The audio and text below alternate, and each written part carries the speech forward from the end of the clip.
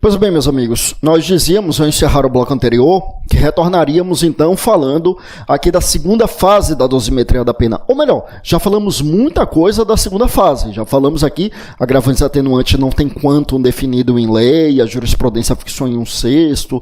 Já falamos da súmula 231 do STJ, ou seja, aqui na segunda fase fica entre o mínimo e o máximo, ou seja, não pode ficar acima do máximo previsto no tipo penal nem aquém do mínimo. Já dissemos também que está taxativamente nesses artigos do Código Penal, o artigo 61 e 62 para agravantes, 65 e 66 para atenuantes, sendo que nas atenuantes não dá para dizer que são hipóteses taxativas, porque o artigo 66 traz uma inominada, né, uma atenuante nominada, que a gente vai falar.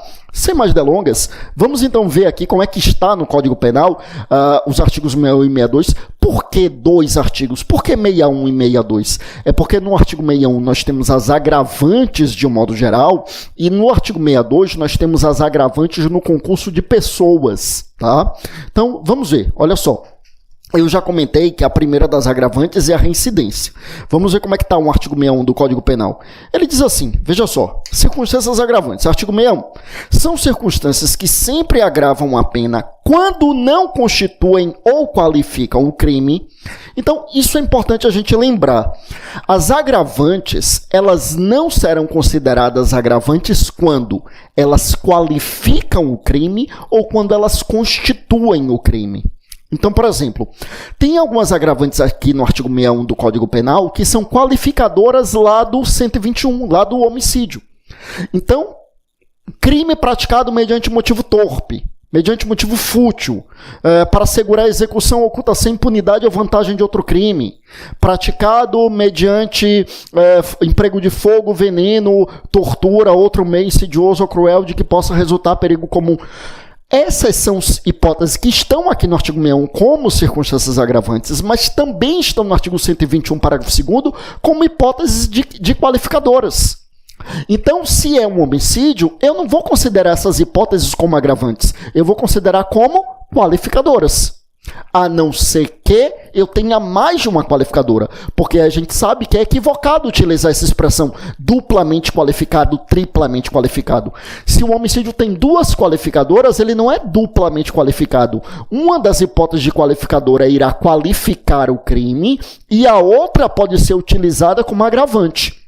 Agora, eu não posso dar prioridade à agravante. Se eu só tenho uma qualificadora, ela é considerada como qualificadora e não como agravante. E claro que não pode ser considerado duas vezes como qualificadora e como agravante, porque seria bis in idem.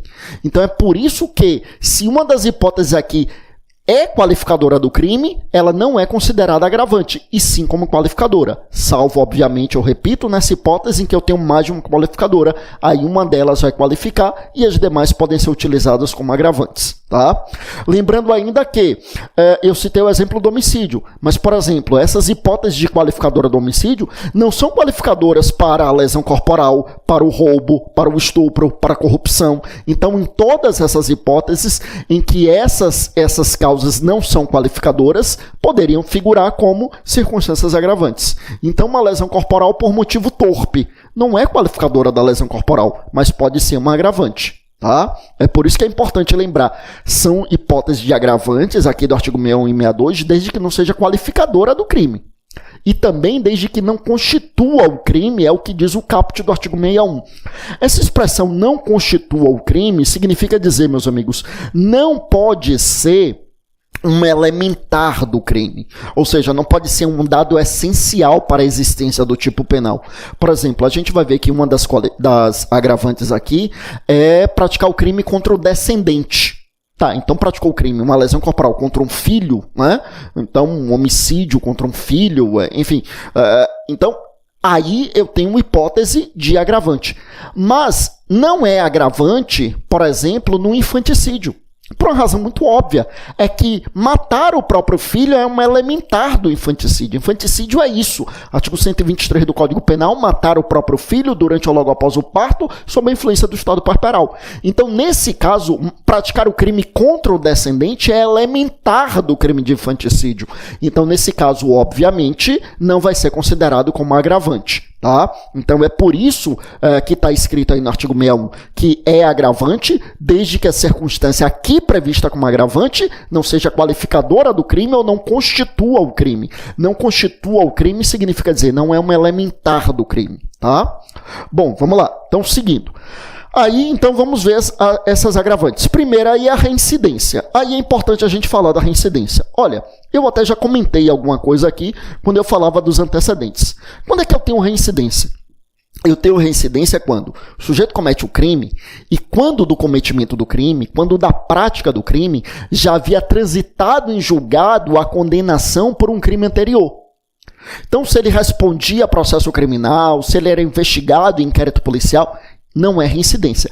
Para que seja reincidência, é necessário que, quando da prática do segundo crime, já tenha transitado em julgado a condenação pelo primeiro crime. Então, se estava em fase de recurso o processo, aí ele comete o segundo crime e logo depois transita em julgado o primeiro, não é reincidente. Para que seja reincidente, eu repito, é necessário que, quando ele comete o crime, já tenha transitado em julgado a condenação pelo crime anterior. Aí é importante lembrar que tem o período depurador, sobre o qual a gente já havia falado. Lembrar que esse período depurador é o prazo de 5 anos contados da extinção da pena. Então eu reitero isso, porque eu comentei isso quando eu falei dos antecedentes, então eu bato novamente nessa tecla, eu reitero isso, não há que se falar em reincidência se não for uma situação na qual não tenha se passado, ou melhor, não há reincidência se já se passaram 5 anos da extinção da pena e não 5 anos do trânsito em julgado.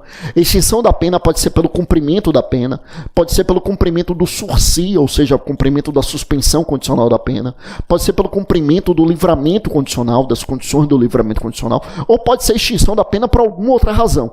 Mas tem que ser 5 anos da extinção da pena para que eu fale no período depurador. Bom, ademais, não há que se falar em reincidência quando você tem crime político ou crime militar próprio. Então, crime político, lembra que crimes políticos são os crimes previstos na Lei de Segurança Nacional, que é a Lei 7.170 de 1983, e os crimes militares próprios, que são aqueles que são específicos dos militares e não guardam um paralelo dos crimes comuns, né? Como, por exemplo, a deserção e por aí afora, né? A insubordinação, enfim. Bom, vamos lá. Que mais, meus amigos? Então, além da reincidência, que mais a gente tem aqui? Aí, veja lá. Aí também teremos aqui agravante quando, né? Inciso de número 2 diz, ter o agente cometido o crime. A linha A, por motivo fútil ou torpe. Lembrando que motivo fútil é um motivo banal, irrelevante, insignificante.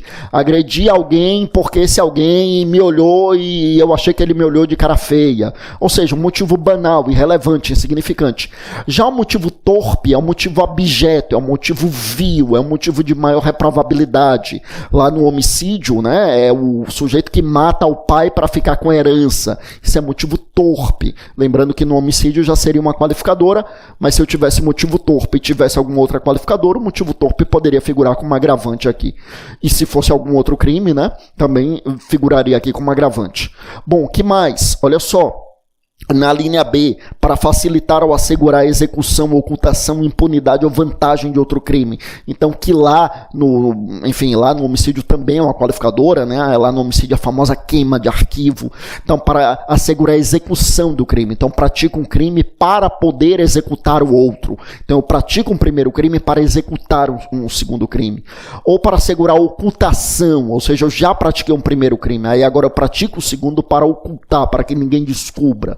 Né? Ou a impunidade, ou seja, já foi descoberto, mas eu vou matar a testemunha. Então já não é ocultação, porque já não está oculto, mas eu vou matar a testemunha para eu ficar impune.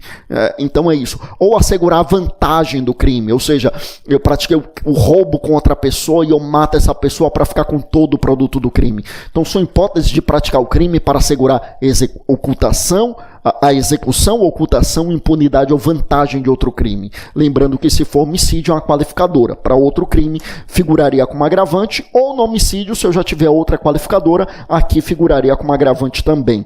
Na linha C, veja aí comigo, o crime é a traição, emboscada ou mediante dissimulação ou outro recurso que dificulte ou torne impossível a defesa do ofendido, que lá no homicídio também é uma qualificadora. Lá no homicídio é o famoso atirar pelas costas, né? Ou outras circunstâncias em que o sujeito não tinha condições de se defender. Na linha D aqui comigo, meus amigos, olha só, com emprego de veneno, fogo, explosivo, tortura ou outro meio insidioso ou cruel de que podia resultar perigo comum. Lá no homicídio também é uma qualificadora, só que lá no homicídio ainda tem um acréscimo. Lá no homicídio também se fala em emprego de asfixia. Aqui não se fala em asfixia, mas todas essas outras hipóteses aí caracterizariam agravante. Lembrando que pode ser que no homicídio também seja agravante, porque pode ser que eu tenha uma outra qualificadora, né? Então, o sujeito pratica o crime por homicídio torpe, porque matou o próprio pai para ficar com a herança e, para tanto, ministrou veneno na comida do pai. Então, eu tenho duas qualificadoras, o motivo torpe e emprego de veneno. Então, nesse caso, eu teria uma hipótese em que uma das hipóteses qualificaria o homicídio e a outra seria como circunstância agravante aqui para nós no artigo 61 do Código Penal. E aí não importa qual iria qualificar e qual seria agravante, porque não dá para dizer, olha, então o motivo torpe é qualificador e o veneno é agravante. Aí chega lá no júri e o júri entende que não houve um motivo torpe. Então só ficou o veneno que é agravante. Não, se só ficou uma das qualificadoras, então não vai considerar como agravante, vai considerar como qualificadora. Tá? Bom, que mais? A linha E ou a linha E, a depender do lugar do país que você esteja, né? O crime contra ascendente, descendente, irmão ou cônjuge. Veja, nessa hipótese em que se falava apenas de cônjuge, então não dava para estender para o companheiro, para o convivente, para a relação de união estável, porque em direito penal a gente não pode fazer a analogia in malam partem. Todavia, a hipótese do companheiro está contemplada pela linha subsequente. Veja comigo aí na tela, né? Que foi acrescentada só em 2006 pela Lei Maria da Penha, como a gente está vendo aí na linha F, diz assim, com abuso de autoridade ou prevalecendo-se de relações domésticas, de coabitação ou de hospitalidade, ou com violência contra a mulher na forma da lei específica. Então, na relação de coabitação, de coabitação, né, assim, ou havendo relação doméstica aqui, evidentemente, não é relação empregatícia doméstica, pelo menos não exclusivamente, também poderia ser, mas relações domésticas, relações de coabitação, relações de família, então poderia caracterizar também aqui a agravante, né? Então a coabitação, e aí coabitação, não importa qual é a relação que você tenha com a pessoa, enfim, não é união estável, não é relação de parentesco, mas coabitam, né? Então poderia figurar como agravante também. Bom, que mais, meus amigos? Vejam só. Na próxima linha, a gente tem aí um crime com abuso de poder ou violação de dever inerente a cargo, ofício, ministério ou profissão. Isso, claro, desde que não caracterize um crime específico, né? Pode caracterizar crime previsto na lei de abuso de autoridade. Que mais? Na próxima linha, contra criança, né? Criança a gente sabe que é menos de 12 anos, são 12 anos incompletos, de acordo com o Estatuto da Criança e do Adolescente. Mas aí essa linha H diz contra criança, contra maior de 60 anos, que a gente sabe que é o idoso, contra o enfermo ou contra a mulher grávida. Lembrando que todas essas agravantes aqui, eu estou falando disso apenas porque eu lembrei da hipótese da mulher grávida. Pode ser que o agressor não saiba que a vítima está grávida. Essas agravantes, todas elas, para que elas incidam, é necessário que o criminoso tenha consciência. Porque aqui essas agravantes incidem dolosamente. E o dolo pressupõe consciência e vontade.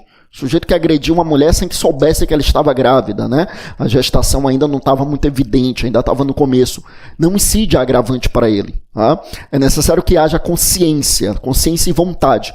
Quando eu digo consciência, não é que necessariamente ele vai saber que está grávida. Pode ser, por exemplo, a pessoa com 60 anos e é uma pessoa que está naquela linha nebulosa. Ela pode ser que tenha 60 anos, pode ser que tenha um pouco menos, mas isso já é suficiente para fazer incidir a agravante, porque aí eu poderia considerar como dolo eventual. Ou seja, aquela indiferença para com o resultado. Der, não que der, não deixo de agir. Então não me importa se é ou não idoso. Poderia ser. Agora, se eu tenho elementos para acreditar que a pessoa é uma mulher que não está grávida, é uma pessoa que não tem 60 anos, é uma pessoa que não é criança, aí a agravante não incidiria. Bom, que mais? Próxima, quando o ofendido estava sob a imediata proteção da autoridade. Então a pessoa está lá sendo detida e as pessoas vão lá para linchar a pessoa que já está ali custodiada pelos policiais, por exemplo. Na próxima linha, em ocasião de incêndio, naufrágio, inundação ou qualquer calamidade pública ou de desgraça particular do ofendido. A próxima, estado de embriaguez pré-ordenada.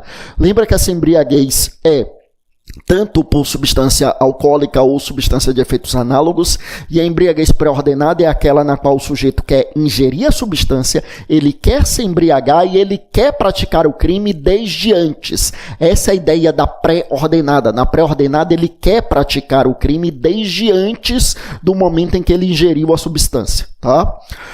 Ou seja, fora isso, não é pré-ordenada. Então, por exemplo, ele quer beber, ele quer se embriagar, mas ele não queria praticar o crime originariamente, não é embriaguez pré-ordenada, é a chamada embriaguez dolosa, que não exclui a culpabilidade do agente, nos termos do artigo 28 do Código Penal, mas também não vai caracterizar a circunstância agravante, tá? Voltando aqui comigo, que mais, meus amigos? Olha só. Aí, próximo, olha bem, né?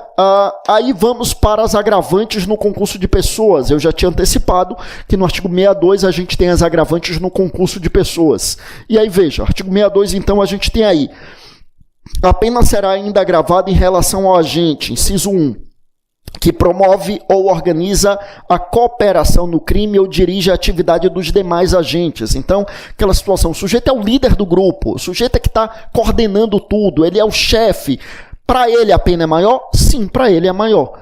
Aqui a gente tem uma agravante contemplada no artigo 62 do Código Penal. Tem mais, ainda sobre concurso de agentes. Olha o inciso de número 2. Aquele que coage ou induz outrem à execução material do crime. Então, coagiu ou induziu tem uma agravante.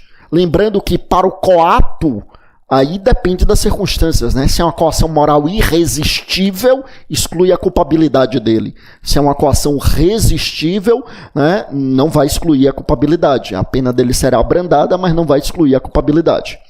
No inciso de número 3, aquele que instiga ou determina a cometer o crime, alguém sujeito à sua autoridade ou não punível em virtude de condição ou qualidade pessoal. Alguém não punível, meus amigos, em virtude de condição ou qualidade pessoal, pode ser, por exemplo, um menor de idade. Pode ser, por exemplo, uma hipótese na qual eu instigo a praticar o crime, um crime patrimonial sem violência ou grave ameaça, o filho da vítima. O filho da vítima não é punível, para ele tem uma escusa absolutória, desde que a vítima não tenha idade igual ou superior a 60 anos. Eu estou me referindo aqui ao artigo 181 do Código Penal. O artigo 181 do Código Penal trata das escusas absolutórias, né? Então, nessa hipótese, se eu instigo essa pessoa que não é punível a cometer o crime, eu não só sou punido, como eu ainda tenho em meu desfavor essa circunstância agravante. E, por fim, aqui, aquele que executa o crime ou ele participa mediante pago ou promessa de recompensa, que lá no homicídio é também uma qualificadora, e aqui para os demais crimes poderia figurar como agravante, e também no homicídio se a gente tivesse outra qualificadora, tá? Então essas aqui comigo, as circunstâncias agravantes dos artigos 61 e 62 do nosso Código Penal. Eu já avanço para a gente trazer as atenuantes, a começar aqui pelo artigo 65. Já vimos então as agravantes, no artigo 61 agravantes gerais e no artigo 62 as agravantes no concurso de pessoas. Aí os artigos 63 e 64 são os que tratam da reincidência, que a gente já falou. O artigo 63 vai dizer quando a gente tem reincidência, que a gente já comentou, né? Ou seja, quando o sujeito comete o crime já tendo transitado e julgado a condenação por crime anterior. E no artigo 64 trata tanto do período depurador, quanto daquelas hipóteses em que não há reincidência, porque é crime político ou crime militar próprio. Aí o artigo 65 vem e traz as atenuantes, dizendo assim: são circunstâncias que sempre atenuam a pena, sempre atenuam a pena. Por isso que eu falei, né, que há uma crítica lá à súmula 231 do STJ, que diz que a pena não ficaria abaixo do mínimo legal na segunda fase, né, porque a lei diz sempre atenuam a pena. Aí vamos lá. Aí o inciso de número 1 diz assim, né? Ser o agente menor de 21 anos na data do fato ou maior de 70 na data da sentença.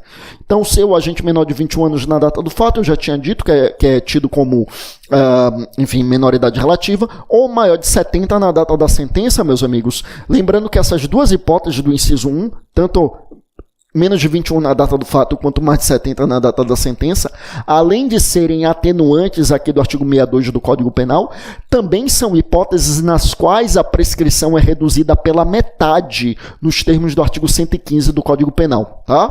Que mais? Aí no inciso 2 a gente tem assim, o desconhecimento da lei. Aqui não é o erro sobre a ilicitude, aqui é o desconhecimento da lei e não a ausência de potencial consciência da ilicitude, que a gente sabe que poderia excluir a culpabilidade nos termos do artigo 61, nos termos do artigo 21 do Código Penal. Bom, inciso 3, ter o agente, a linha A, cometido o crime por motivo de relevante valor social ou moral. Relevante valor social é aquele motivo de caráter coletivo, né?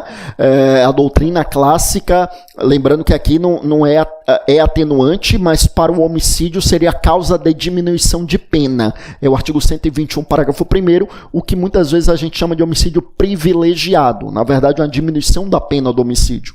Então, a doutrina clássica cita o exemplo do sujeito que mata o traidor da pátria. Então, matou para defender os interesses da nação. Seria um motivo de relevante valor social.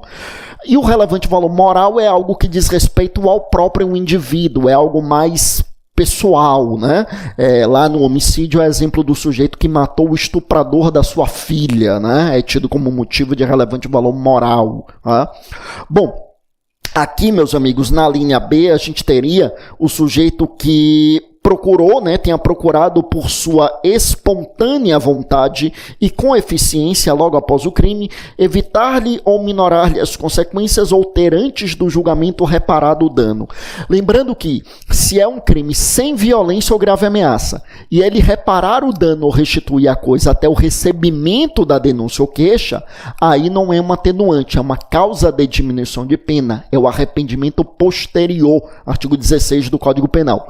Mas se, por exemplo, ele reparou o dano em um crime com violência ou grave ameaça, como no roubo, ou até sem violência ou grave ameaça, mas ele reparou depois do recebimento da denúncia, em um crime como furto, por exemplo, aí não tem o arrependimento posterior, que seria uma causa de diminuição de pena, diminuiria a pena de 1 a 2/3, mas eu tenho aqui essa atenuante, tá? Bom, que mais? Aí, na próxima linha, cometido crime sob coação a que podia resistir ou em cumprimento de ordem de autoridade superior ou sob a influência de violenta emoção provocada por ato injusto da vítima. Lembrando, aqui eu estou falando da coação resistível, né? Porque se fosse coação irresistível, excluiria a culpabilidade. Mas a coação resistível é um atenuante. A obediência hierárquica, que é quando você cumpre uma ordem que não é manifestamente legal, também exclui a culpabilidade, artigo 22. Aqui não, aqui a gente está falando de cumprimento de ordem de superior, né, de autoridade superior, mas que é uma ordem manifestamente ilegal, aí vai ser uma atenuante, tá? Que mais aqui? Na a linha D, confessado espontaneamente perante a autoridade a autoria do crime, a chamada confissão espontânea. A confissão espontânea é uma circunstância atenuante. Tá, que mais? A próxima, cometido o crime sob a influência de multidão em tumulto, se não provocou, é o que a gente chama de crime multitudinário. O crime multitudinário é o crime praticado em multidão. Então, a multidão, sei lá, uma manifestação que começa pacificamente, mas as pessoas começam a depredar determinados lugares e o outro ali vai na onda e começa a depredar as instalações de determinados ambientes. É crime multitudinário. Se esse que está praticando ali não foi quem provocou, porque se ele provocou não teria atenuante, mas se ele não provocou, ele tem essa atenuante. Então, crime multitudinário, que é muito estudado pela psicologia como multidão delinquente, aquele que está participando, se não provocou tumulto, ele tem em seu benefício uma atenuante. E para a gente fechar, o artigo 66, que é o que trata da atenuante inominada. Tá aí, olha só, a pena poderá ser ainda atenuada em razão de circunstância relevante, anterior ou posterior ao crime, embora não prevista expressamente em lei. Veja, aqui, meus amigos, é uma atenuante inominada, pode ser levado em consideração aqui, então, alguma hipótese não prevista em lei. Então, o sujeito cometeu o crime, mas aí você analisa pelo histórico de vida dele, que ele é um sujeito que viveu em um ambiente criminógeno desde a infância, foi abandonado pela família, foi ser viciado na infância, vítima de violência, enfim, e todo um conjunto de situações que fizeram com que ele, desde a infância, tivesse contato com aquele comportamento violento. Isso vai excluir a culpabilidade dele? Não, mas isso pode abrandar-lhe a pena, porque é uma hipótese que pode ser levada em consideração para atenuar a sua pena, ainda que não esteja expresso em lei. O artigo 66 permite isso. E isso a doutrina costuma dizer que com esse artigo 66, nós adotamos a teoria da co-culpabilidade, que foi defendida originariamente por Zaffaroni, que hoje já nem fala em co-culpabilidade, mas sim culpabilidade do vulnerável. Mas a co-culpabilidade seria isso.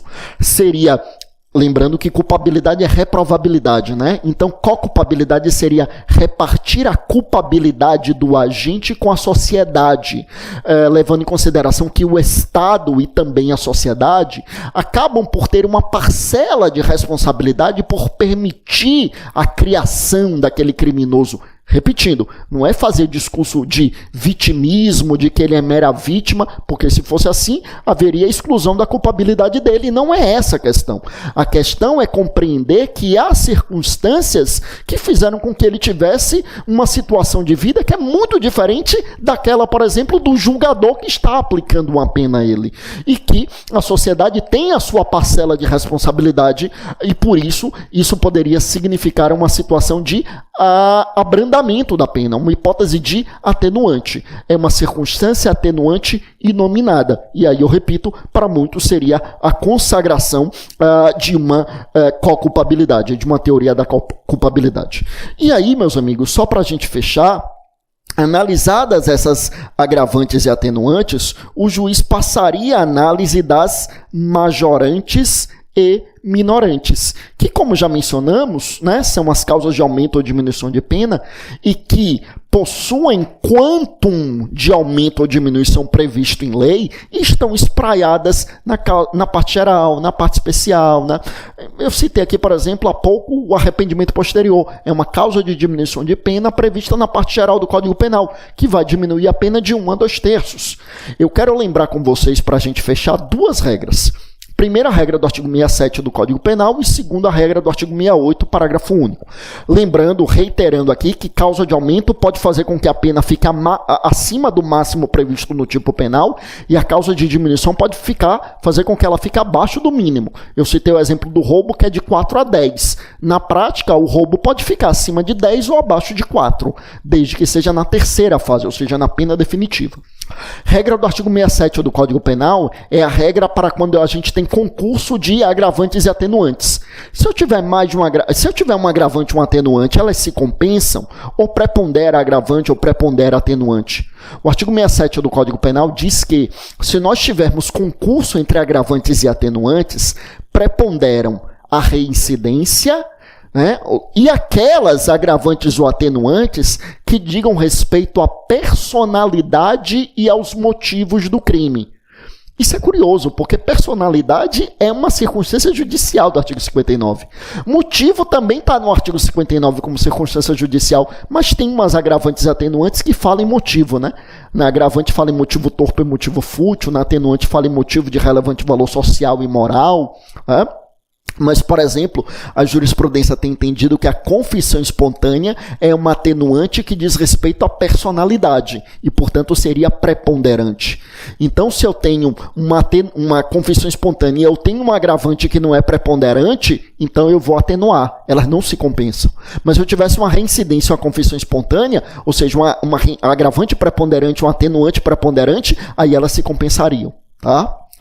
E a segunda regra que eu disse que ia trazer é do artigo 68 do parágrafo único do Código Penal, que diz que quando a causa de aumento ou diminuição está prevista na parte especial do Código, se você tiver mais de uma causa de aumento ou diminuição, o juiz pode se adstringir a aplicar apenas uma causa de aumento ou diminuição, desde que aplique aquela que mais aumente ou mais diminua. Então, são duas causas de aumento, as duas previstas na parte especial, o juiz pode aplicar uma só, desde que seja a que mais aumente. Se fosse a causa de diminuição, a mesma coisa, eu poderia aplicar uma só, desde que fosse a que mais diminua.